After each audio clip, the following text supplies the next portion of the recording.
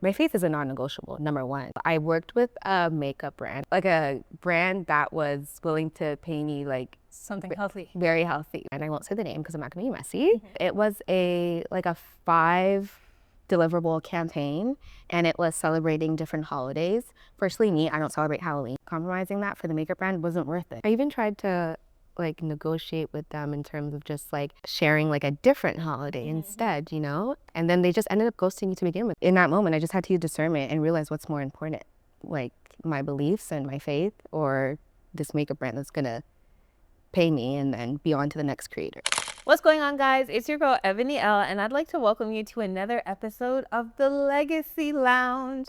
So far, we've had some awesome guests, and today we are joined by somebody who's particularly special to me. I've known her for a very long time. She's actually kind of like my chosen cousin, you know, like family friend.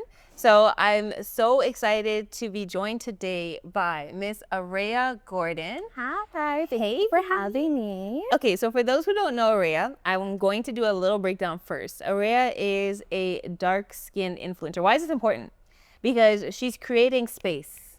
And I think this is really important, but she's also a woman of faith and has been forever, like for her entire life.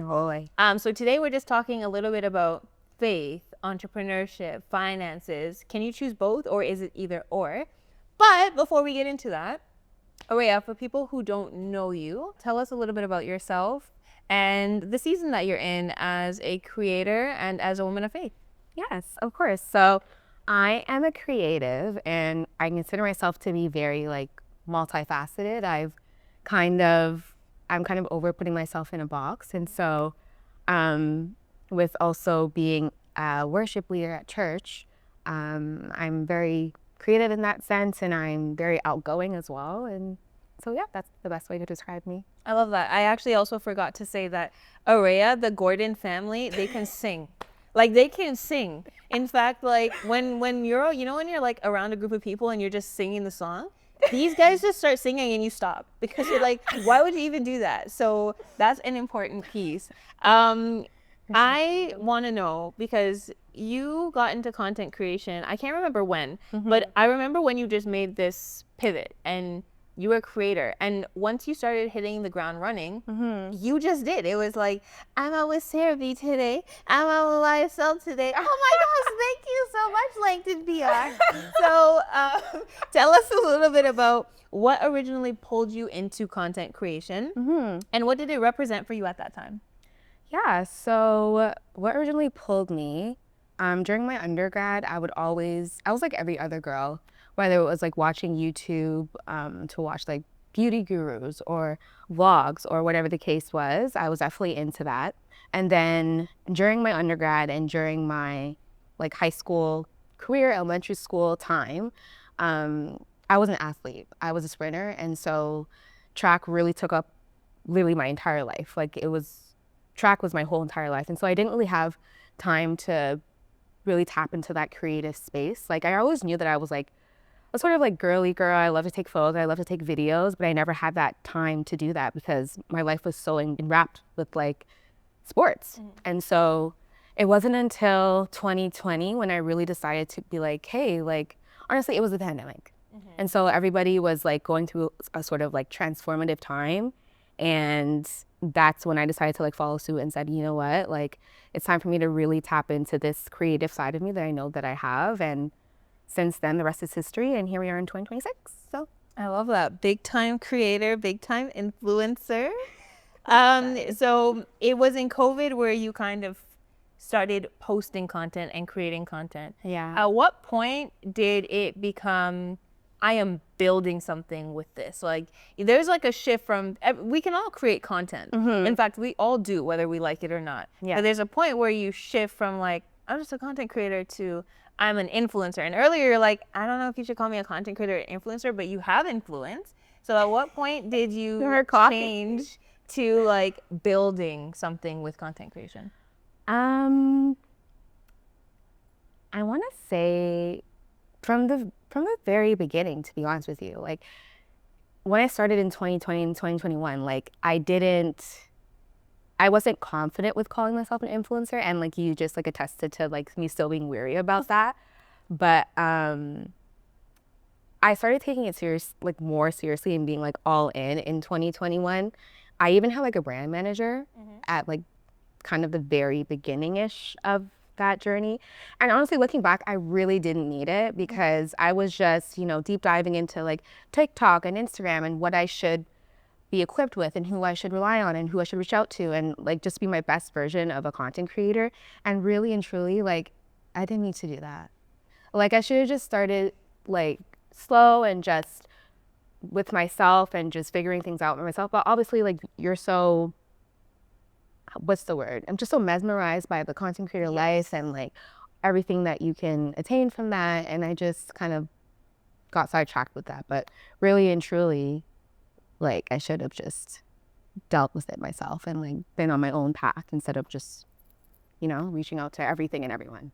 But I think what's hilarious about that is the reason why you pivoted into getting so serious at the same time. Yeah. So literally, it's like a bittersweet thing. Yeah. So now, like, I see you doing a lot of different things. One, you've modeled for some amazing brands, first and foremost.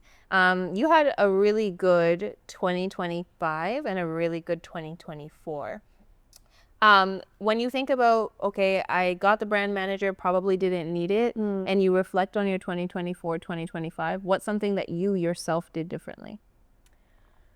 That's such a tough question, Eboni. Something I did differently. I think that I was a lot more organized in terms of balancing like a content schedule, having like admin days, like having days where I would go to cafes. I think I did that a lot in 2025. I would go to cafes and really just like organize myself and really just like lock in. I think especially when it came to YouTube, because YouTube requires a lot of discipline and a lot of work ethic. And I feel like when I'm at home, I'm distracted, obviously. And so I feel like it was better to edit at cafes and stuff.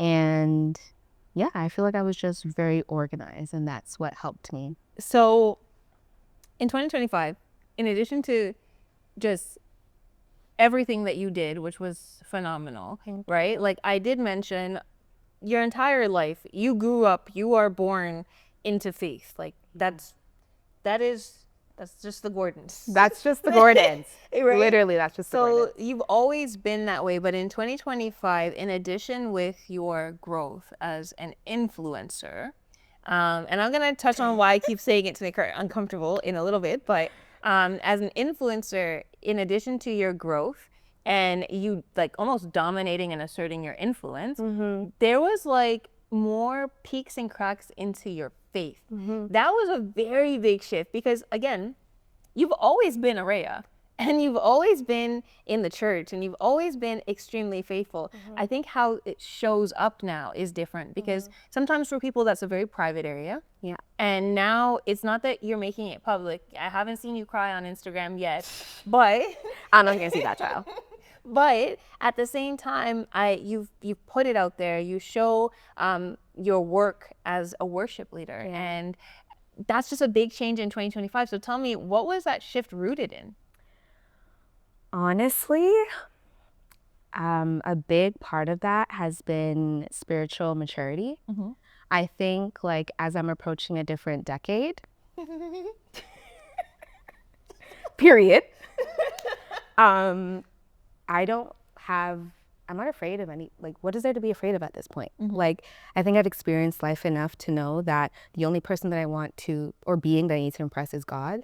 And like you said, church has always been a part of my life. Faith has always been a part of my life. I think now, though, I have a responsibility and I realize how much of a responsibility I have to present that on my platform and make that a part of my platform. Like, I'll never call myself like a Christian content creator. I'm a content creator or influencer who is a Christian, and that doesn't mean like I'm never going to portray myself to be like perfect because Christians are not perfect, and I feel like people have a hard time with understanding that about Christians. They think that we're just supposed to be perfect, but we also are human beings. Like we're able to make mistakes, and I feel like people feel so comfortable to criticize that because Christianity is such a like normal, popular like religion. Yeah.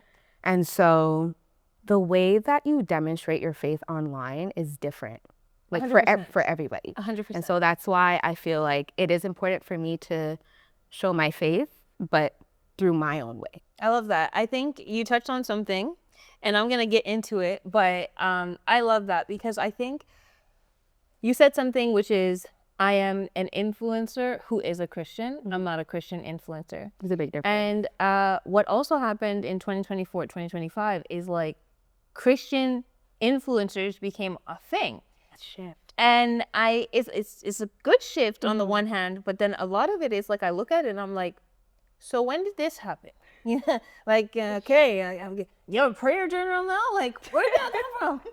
What about Grace Myers? What happened? Grace Myers is not even an influencer. What's going on? Like, So it's like, there's that. And I think a lot of that shift came because it was profitable.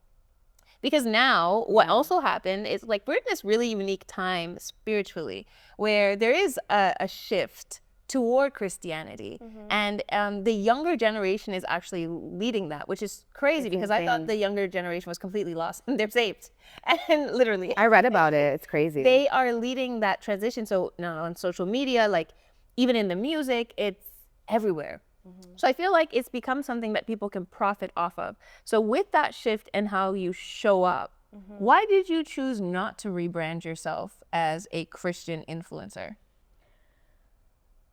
Yeah, like I said, I just don't think that's what my platform is like for. Like, I think it's important for me to demonstrate my faith in my own unique way. I'm well aware of my purpose as a worship leader, and so I feel like I would be doing myself a disservice, like myself and others a disservice by not using my instrument and understanding how much of a vessel I am for God in that way. So I feel like for me, I love beauty, I love fashion, I love all the things. And as long as I'm making it known that I'm a Christian in my content, that's enough for me. And that might resonate with somebody else. And that's just the most important thing for me. I just feel like everybody's calling and everybody's path in terms of their faith is different. And some people are going to take on that title or that niche of being a Christian content creator, and their content will be strictly like, speaking from the word and then relating it to everyday life, or just like encouragement in Christ. And I'm not saying that I won't encourage people in Christ, like in small ways, but that's not going to be like my main like stream for my content. And I feel like that's okay. I think that's 100% okay. I was talking to somebody the other day and they were like, how can we say that you're a Christian financial professional? And I was like, no. and I was like talking to Marjan and I'm like, somebody like really just did that. And I'm like, and the thing is, it's not that it's inaccurate. It is accurate. Exactly. But I don't use Psalms to help you with your finances. So then it's like the two words in what you're suggesting. Instead, what I believe is, and mind you, me and Auréa are very different. Like I am God's favorite younger child.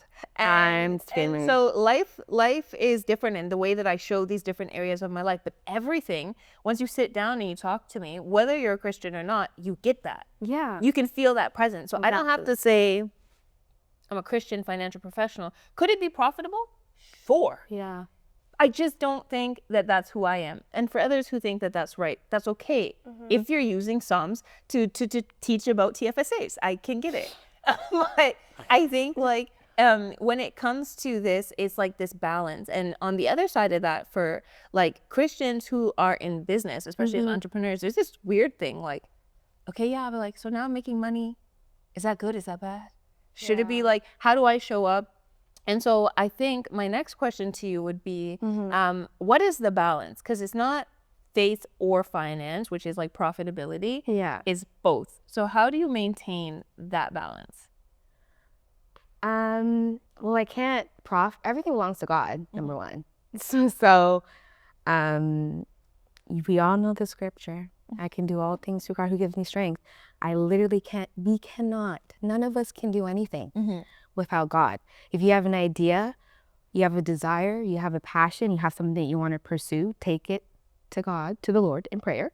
Fast if you want to. I'm working on that too still, child, because it's tough.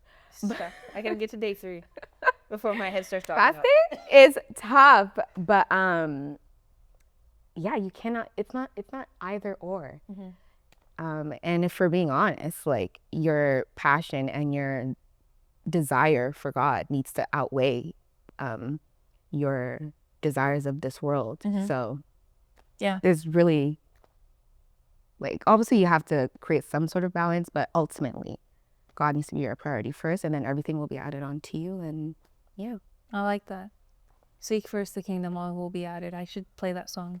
I would sing it if it wasn't you. If it was anybody else, okay, I would sing it, but it's because it's you, I won't be singing today. So I think another thing is that stewardship piece, right? And being able to give back, because whether you show up as a branded Christian, whatever, or not, that thing, you know, you have that strength, you're able to fulfill that passion, that skill set, that business through Christ, right? Whether you know it or not, because some of us are delusional and you're like, I'm still doing it all by myself, until burnout hits you and God's like, see that? like seriously, so many sermons I've heard about burnout. It's like, It's bad. burnout means you're not taking it to God. That's what my 100%. my pastor has said in the sermon before.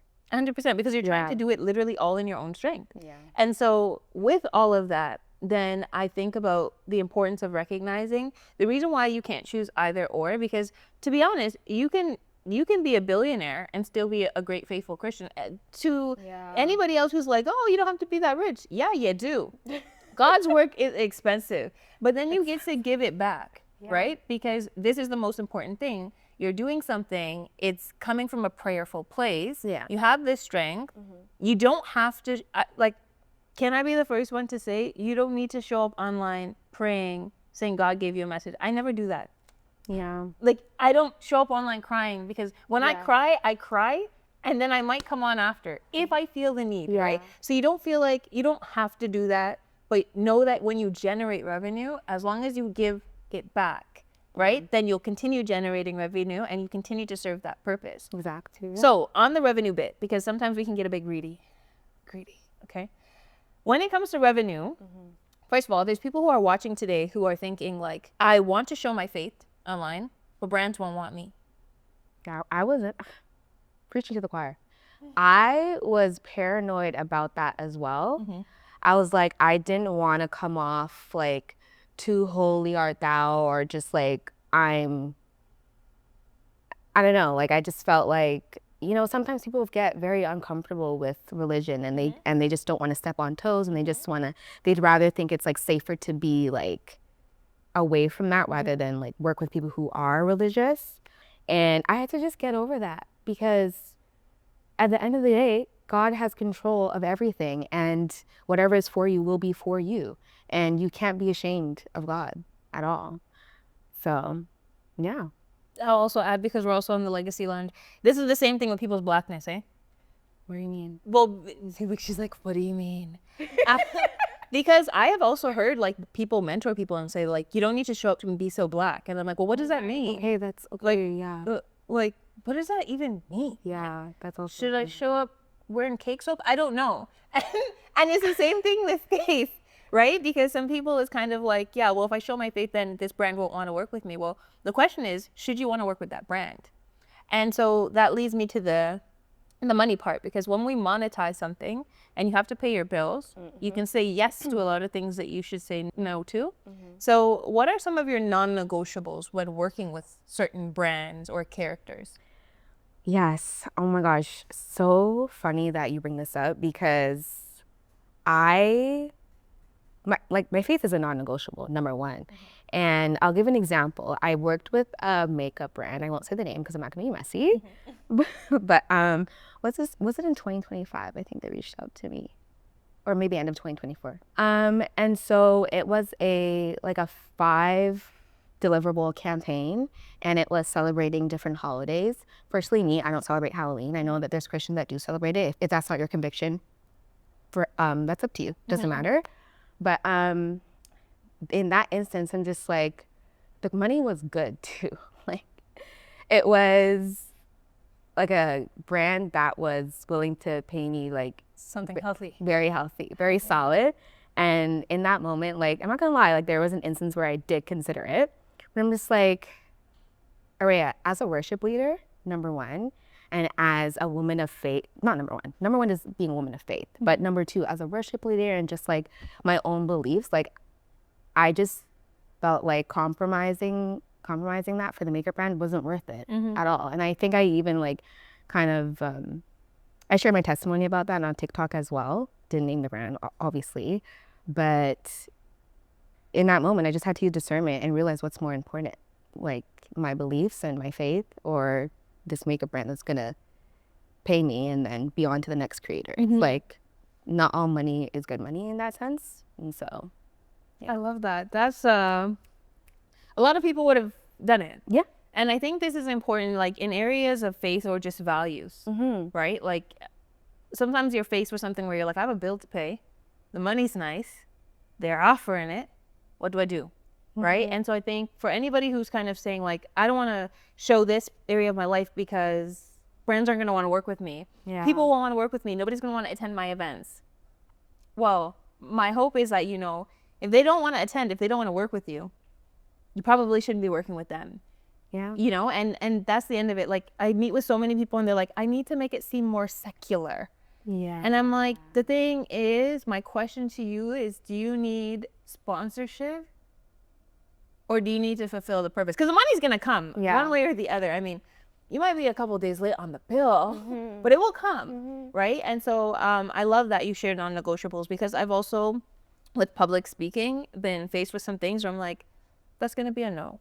Yeah. And I might be canceled, but it's still going to be a no. Yeah. And that's just how that goes. Yeah. And you know what? You're right. It's one thing.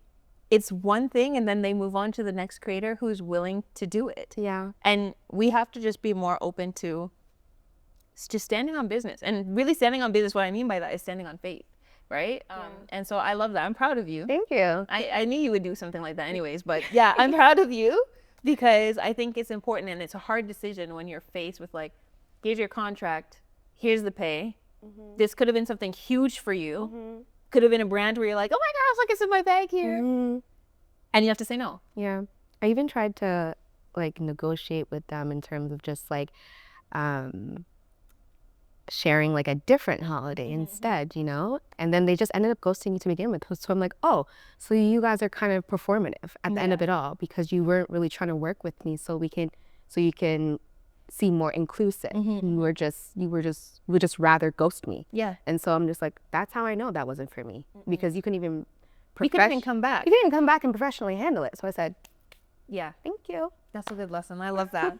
Yeah. Okay, so as we wrap up, for women of God balancing faith and big aspirations, what's one message you would want to leave to them about building a legacy that's rooted in both?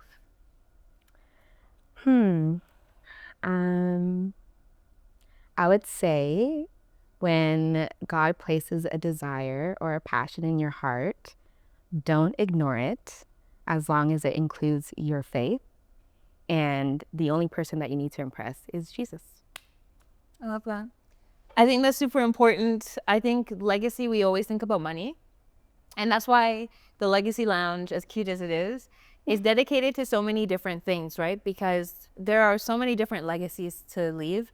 You know, and I talk about that. Like, how do our communities, the Black community in particular, what do we leave behind? Typically, we leave behind terrible things. But one of the best things that we're good at leaving behind is faith, right? Does it get more challenging with each generation?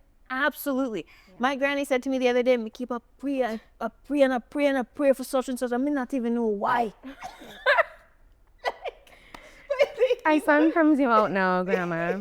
Sometimes you don't know, but she continues to pass it down. And then when you have that person's children, she's educating them. And then now we can educate. So I think that faith is super important. But as we get to 2020 through 2026 and to 2027 and beyond, things will get tighter financially. You'll see a lot more entrepreneurs, a lot more creators, and a lot more people who are struggling with, okay, but I'm a person of faith. Do I show that? Okay, but I'm highly rooted in Blackness. Do I show that? And they're going to have to make a decision. But most importantly, to know that it's right for them, they have to be prayerful Yeah. going into because there's gonna be a lot of like bells and whistles. There's gonna be a lot of opportunities that are just not the opportunity for you. Yeah. And it's gonna look nice, but you have to have that discernment and that prayer. And really, it's instinctual, right? It's that trust to say, you know what, I do trust that this is not for me, and another opportunity will come, and it will. So I'm so glad that you came on. Thank you so much for Thanks for joining having me. Like I told you, I spoke this into existence. Like, because wasn't about your time. So for anybody who watched this episode and now they're like, we love Auréa, how can people keep in touch with you? My @ is aurea.cg on TikTok and Instagram and YouTube. Perfect. Yeah. And the last thing that I have for you is there anything new that we can expect from you on YouTube? Any different areas of your life we can expect to see throughout this year?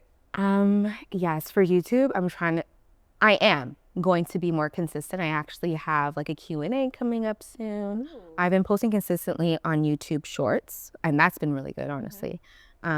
Just kind of like transferring my content from different platforms onto YouTube Shorts, and it's honestly done wonders. So if you're looking to grow on YouTube, do that. People are not thinking of YouTube Shorts. Post your YouTube Shorts and see what happens. So, I love that. yeah.